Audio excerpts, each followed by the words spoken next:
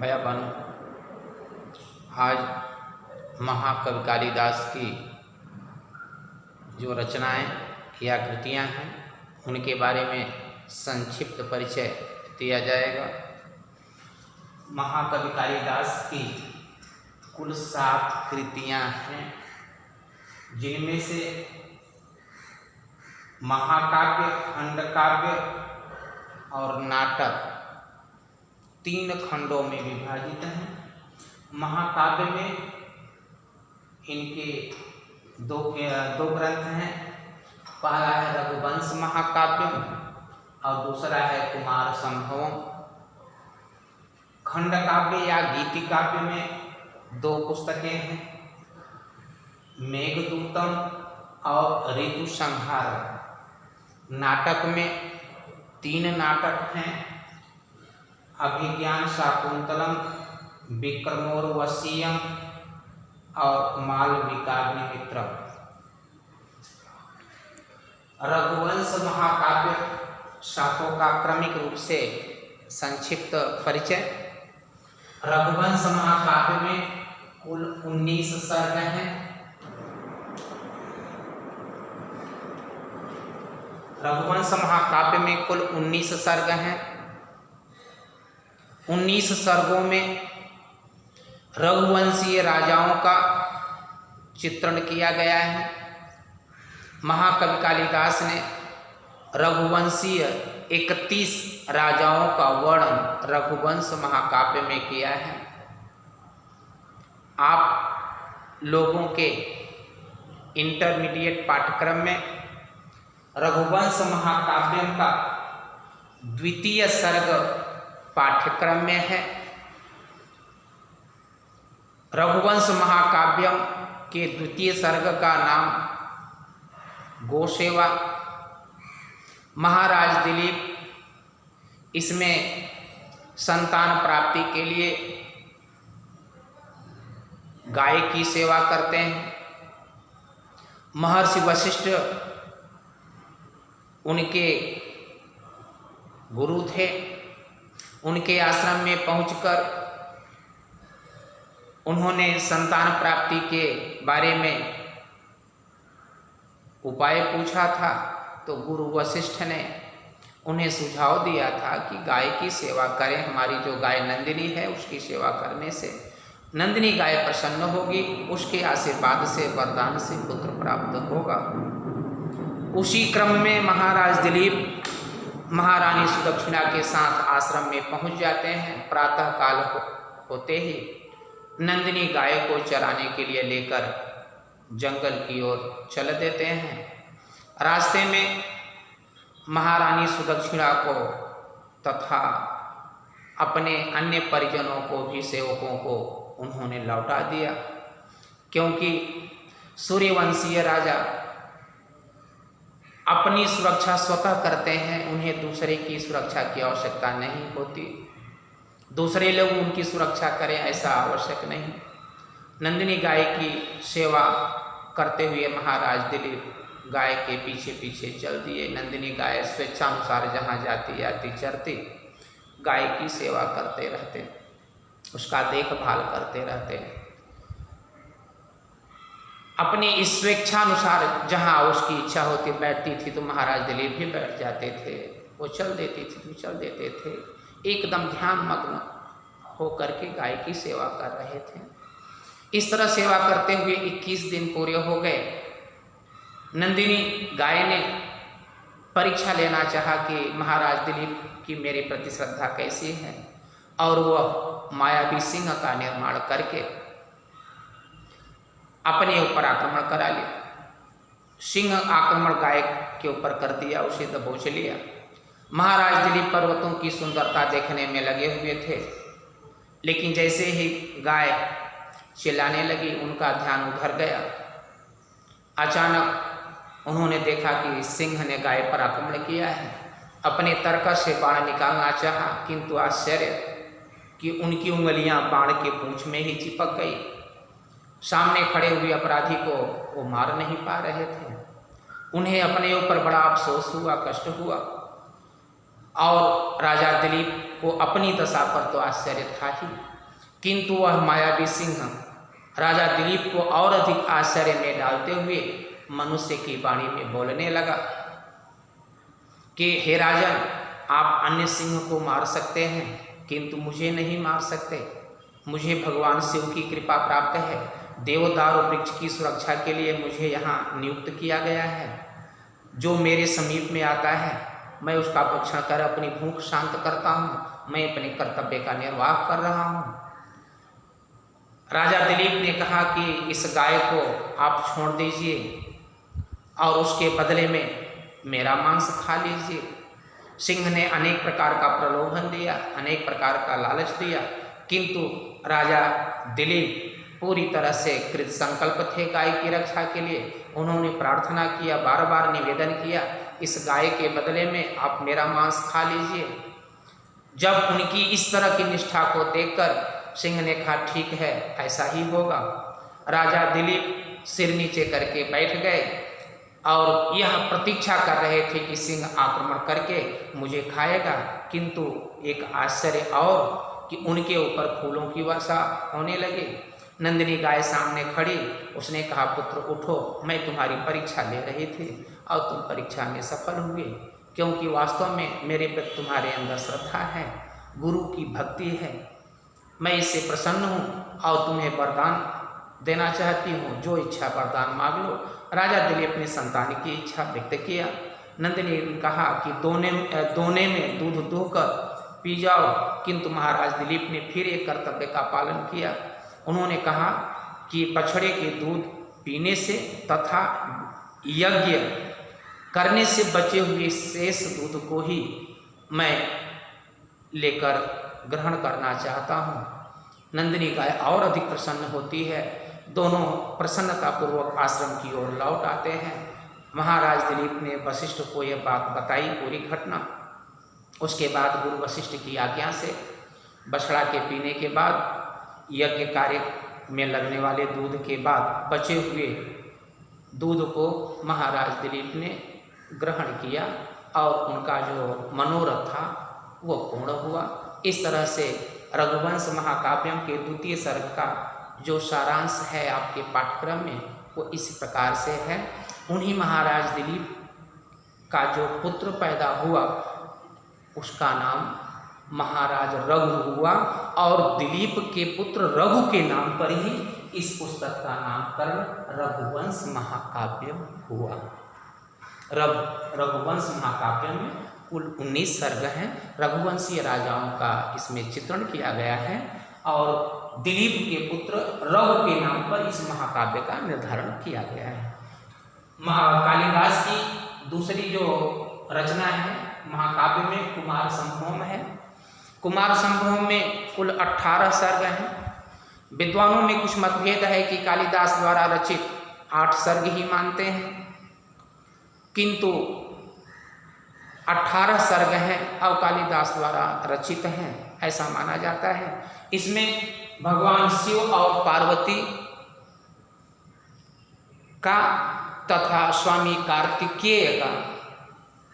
कार्तिकेय के जन्म का वर्णन इस महाकाव्य में किया गया है। रघुवंश ये कुमार संभोम महाकाव्य में भगवान शिव, पार्वती और उनके पुत्र कार्तिकेय के जन्म का वर्णन किया गया है। इस महाकाव्य में कुल 18 सर्ग हैं।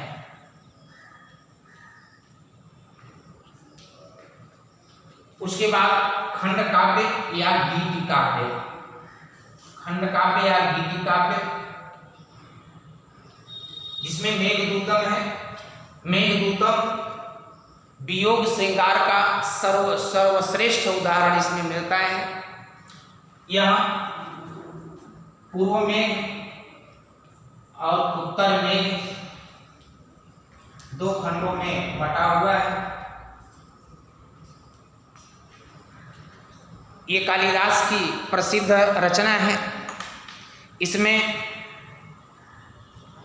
अलकापुरी के राजा कुबेर और उनके राज्य में, उनके साम्राज्य में निवास करने वाला एक यक्ष अपने कर्तव्य का निर्धारण नहीं कर पाया, वह निर्वाह नहीं किया अपने कर्तव्य का। कुबेर द्वारा 12 महीने के लिए, 1 वर्ष के लिए निर्वासित कर दिया गया और वह जाकर के रामगिरी पर्वत पर रहता है यक्ष।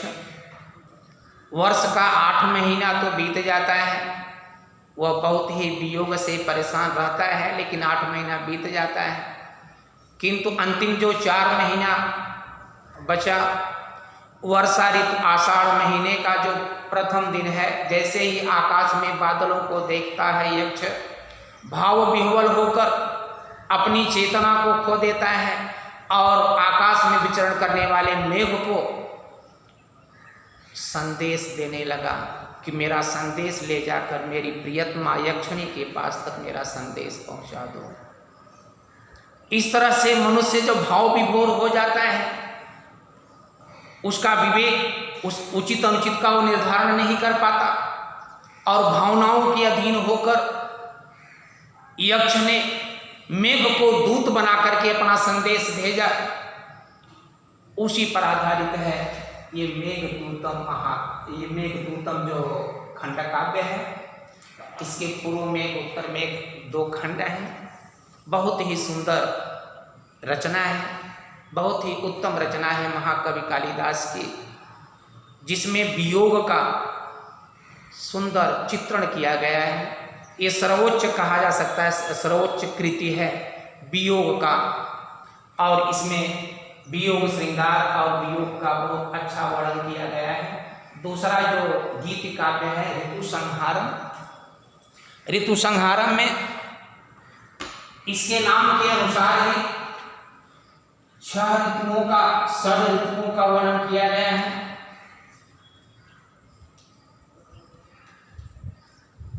नाम के आधार पर ही 6 ऋतुओं का वर्णन किया गया है। इस तरह से 6 ऋतुओं के बारे में ऋतु संहारम खंड काव्य में महाकवि कालिदास ने वर्णन किया है। चाहे वर्षा ऋतु हो, ग्रीष्म ऋतु हो, शरद ऋतु हो, शिशिर ऋतु हो, हेमंत हो, बसंत हो, इनके बारे में 6 ऋतुओं के बारे में वर्णन किया है। इसके पश्चात क्रम आता है नाटक का। नाटकों में जो सर्वश्रेष्ठ नाट्य रचना है महाकवि कालिदास की, वह है अभिज्ञान शाकुंतलम। अभिज्ञान शाकुंतलम संपूर्ण विश्व साहित्य में जो नाट्य साहित्य है उसमें सर्वोत्कृष्ट माना जाता है। अभिज्ञान शाकुंतलम में कुल 7 अंक हैं। आपके इंटरमीडिएट के पाठ्यक्रम में 4th अंक है शकुंतला की विदाई। ये 7 अंक में ऋषि विश्वामित्र और मेनका द्वारा उत्पन्न शकुंतला का, हस्तिनापुर के राजा दुष्यंत के मिलन, विवाह, बिछुड़ने का और पुनर्मिलन का वर्णन इसमें किया गया है। अभिज्ञान शाकुंतलम के नाम से अभिज्ञान माने पहचान, अंगूठी। दुष्यंत ने शकुंतला को अंगूठी दिया था, पहचान अंगूठी के नाम पर अभिज्ञान शाकुंतलम माने शकुंतला की पहचान करके।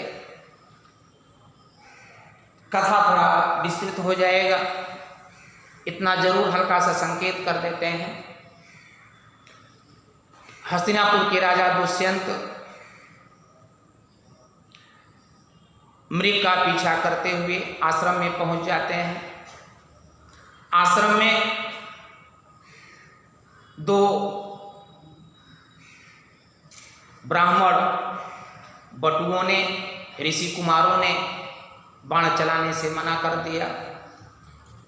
योग्य राजा दुष्यंत ने सम्मान किया ऋषि पुत्रों का और प्रसन्नतापूर्वक दोनों ऋषि ले गए उनको अपने आश्रम में। वहाँ पर जाते हैं राजा दुष्यंत तो शकुंतला से परिचय होता है।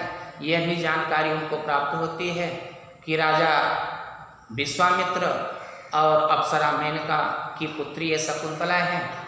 तो उन्होंने प्रस्ताव विवाह का रखा और शकुंतला से गंधर्व विवाह उन्होंने किया।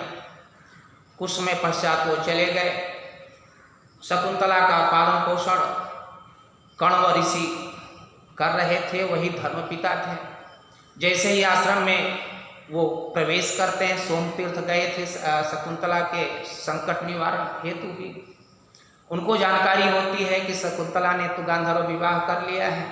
कण्व को जानकारी होने पर उन्होंने शकुंतला की विदाई कर दिया। ठीक है, उसे उसके पति के घर भेज देते हैं। संयोग से अगर यह कार्य हुआ है और उचित कार्य हुआ है, दैवीय विधान ऐसा था, जैसा पिता चाहता है उसी तरह अगर वर मिल गया है तो शकुंतला की विदाई कर देते हैं। शकुंतला की विदाई का बड़ा ही मार्मिक वर्णन अभिज्ञान शाकुंतलम के चतुर्थ अंक में है, जहाँ पर पशु पक्षी आदि भी शकुंतला से इतना स्नेह करते थे कि विदाई के समय वो भी बहुत दुखी होते हैं। शकुंतला वहाँ जाती है, लेकिन जल वंदना करते समय रास्ते में उसके हाथ की अंगूठी गिर जाती है। दुर्वासा ऋषि का श्राप मिला हुआ था, जिसके बारे में चिंतन कर रही हो तुमको भूल जाएगा।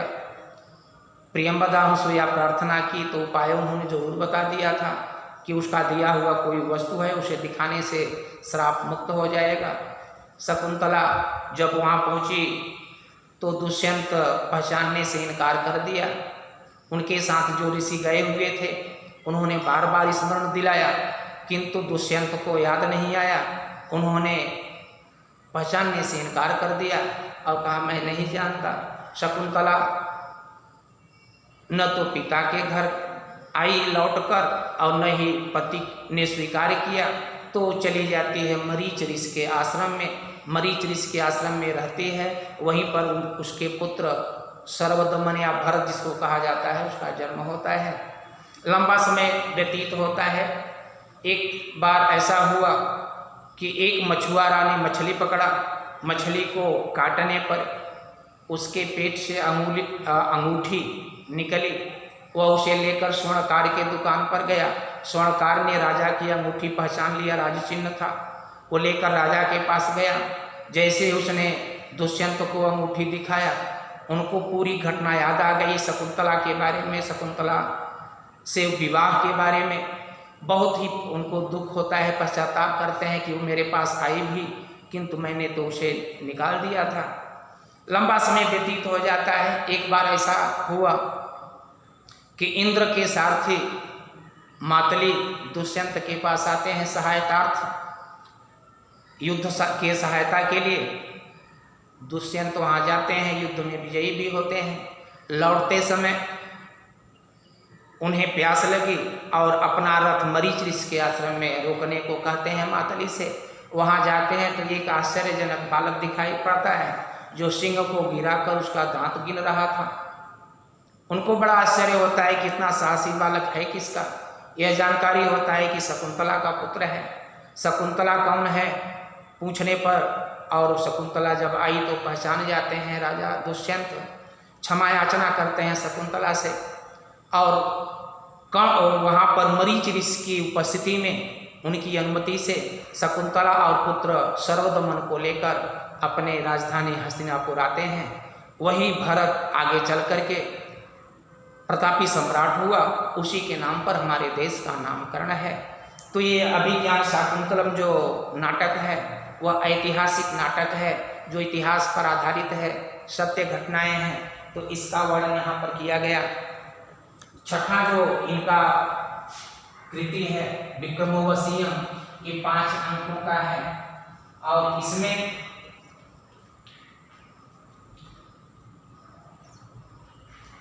पुरूरवा और उर्वशी की प्रेम की कथा है। 5 अंकों में ये निबद्ध रचना है। और अंतिम जो कृति है मालविकाग्निमित्रम, ये भी 5 अंकों का है। इसमें मालविका और अग्निमित्र के प्रेम की कहानी है। इस तरह से कालिदास की रचनाओं का संक्षिप्त परिचय हमने दिया। अपनी बात यहीं पर अब समाप्त करते हैं।